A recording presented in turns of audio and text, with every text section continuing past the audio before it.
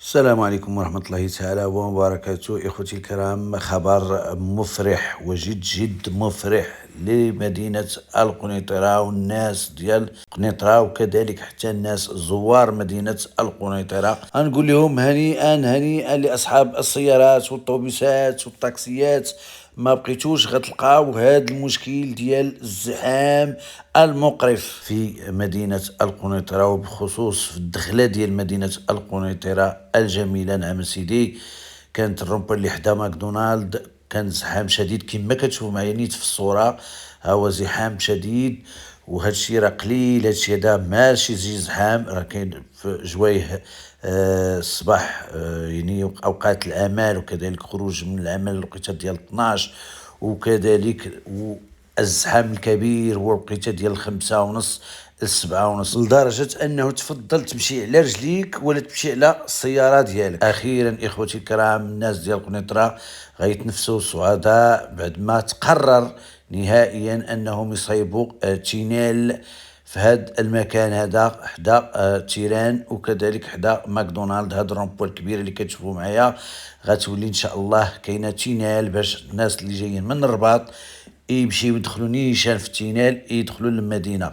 يعني هنيئا واخيرا السير ان شاء الله غيولي ميسر، ما يبقاش الزحام في هذا المكان. كانوا الناس كيضيعوا شي ساعه ولا ساعه باش يلا يتنفسوا. صراحه مشروع جميل جميل جدا قرته مدينه القنيطره، وان شاء الله كنتمناو انه يتنفذ بسرعه ما يتعطلوش. هما خارج بانه غادي يكمل بسرعه، وتقريبا ما يتعداش 60 يوم بحال المشروع ديال في مدينه الرباط. كذلك صايبوا تينيل في 40 يوما، كانوا دايرين معهم يصايبوه في 60 يوم. في الاخير وجدوه تينيل توجدات في 40 يوم.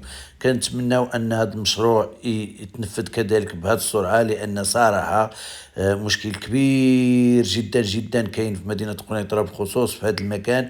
وكذلك كاينه تينيل اخرى حتى هي باغيين يديروها في الدوره درومبو ديال اولاد وجيه، حتى هي فيها الزحام.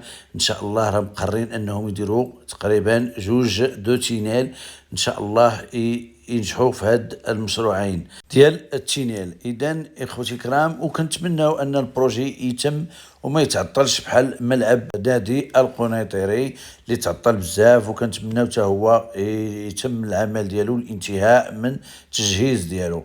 اذا اخوتي الكرام، كنتمناو منكم البارطاج لهذا الفيديو هذا، وما تبخلوش علينا بواحد اللايك.